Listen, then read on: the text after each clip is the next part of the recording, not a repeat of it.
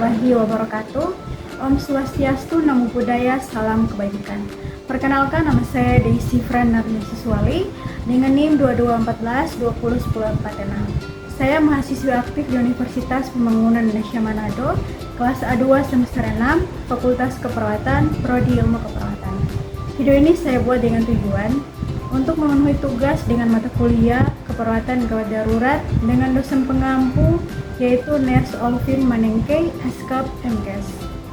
Oke, baik, di video presentasi kali ini saya akan membahas materi tentang Early Warning System atau EWS.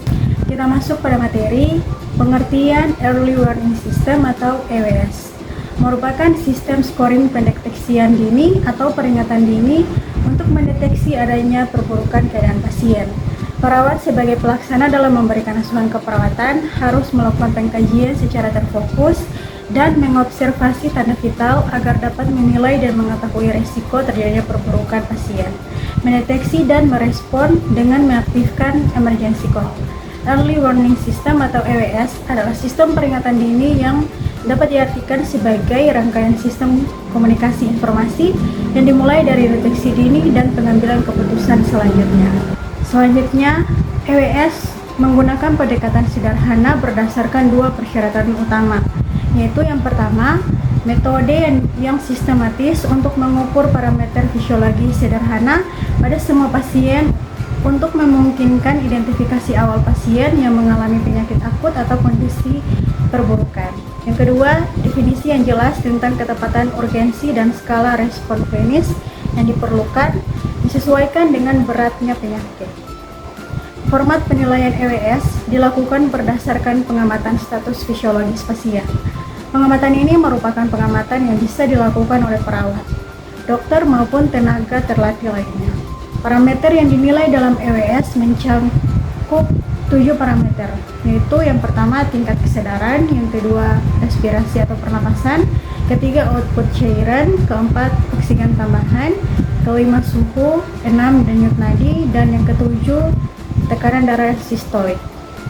Parameter ini sudah rutin diukur dan dicatat dalam rekam medis pada grafik observasi pasien di setiap rumah sakit. Masing-masing parameter akan dikonversikan dalam bentuk angka, di mana makin tinggi nilainya maka makin abnormal keadaan pasien, sehingga menjadi indikasi untuk dilakukan tindakan pertolongan sesegera mungkin. Tujuan dari EWS itu sendiri adalah untuk mendeteksi terjadinya perburukan atau kegawatan kondisi pasien, yang tujuannya adalah mencegah hilangnya nyawa seseorang dan mengurangi dampak yang lebih parah dari sebelumnya. Pengukuran skor pada pasien dewasa menggunakan National Early Warning Score atau NEWS, pada pasien anak menggunakan Pediatric Early Warning System atau PEWS, pada pasien ibu hamil menggunakan Modif Obstetric Early Warning Score atau MEOS. Selanjutnya, nilai skor pada EWS. Nilai EWS 0, frekuensi monitoring minimal 3 kali sehari atau 1 kali per shift atau tiap 4 jam untuk pasien pasca perawatan intensif. Nilai EWS total 1-4 atau skor rendah, frekuensi monitoring tiap 4 jam. Nilai EWS skor medium atau nilai 3 di sembarang parameter atau total 5-6. Frekuensi monitoring terus-menerus setiap 1 jam sampai kondisi membaik.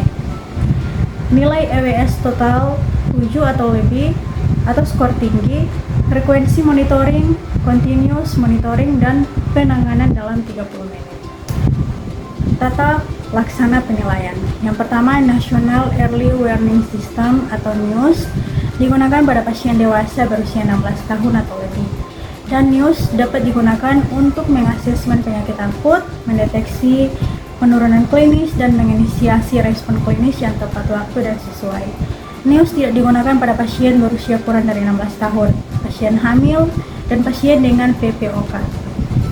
NEWS juga dapat diimplementasikan untuk asesmen prehospital pada kondisi akut oleh first responder seperti pelayanan ambulans, pelayanan kesehatan primer, dan puskesmas untuk mengoptimalkan komunikasi kondisi pasien sebelum diterima rumah sakit tujuan. Yang kedua, Pediatric Early Warning System atau PEWS. PEUS digunakan pada pasien anak atau pediatrik yang berusia saat lahir sampai 16 tahun. PEUS dapat digunakan untuk mengasesmen penyakit akut, mendeteksi penurunan klinis, dan menginisiasi respon klinis yang tepat waktu dan sesuai. PEUS tidak digunakan pada pasien dewasa lebih dari 16 tahun, pasien anak dengan TOV atau tetralogy of Fallot, dan sindrom Factor. PEUS juga dapat diimplementasikan untuk asesmen prehospital pada kondisi akut oleh first responder seperti pelayanan ambulans, pelayanan kesehatan primer, dan puskesmas untuk mengoptimalkan komunikasi kondisi pasien sebelum diterima rumah sakit tujuan. Dan yang ketiga atau yang terakhir yaitu Medifit Early Obstetric Warning Score atau MEOS. MEOS digunakan pada pasien ibu hamil dengan usia kandungan 20 minggu sampai 6 minggu setelah melahirkan. MEOS dapat digunakan untuk mengasesmen penyakit akut, mendeteksi penurunan klinis, dan menginisiasi respon klinis yang tepat waktu dan sesuai. MEOS tidak digunakan selama proses pembukaan sampai selesai melahirkan. Yang terakhir yaitu pasien yang harus diobservasi menggunakan pengkajian EWS, yaitu yang pertama pasien yang mengalami penurunan kesadaran, yang kedua pasien yang mengalami gangguan pada pernafasan, yang ketiga pasien yang mengalami penurunan saturasi oksigen, yang keempat pasien yang menggunakan oksigen tambahan, yang kelima pasien dengan penurunan atau peningkatan suhu tubuh, dan yang keenam pasien dengan gangguan irama jantung dan nadi. Yang ketujuh atau yang terakhir, pasien dengan gangguan tekanan darah sistolik.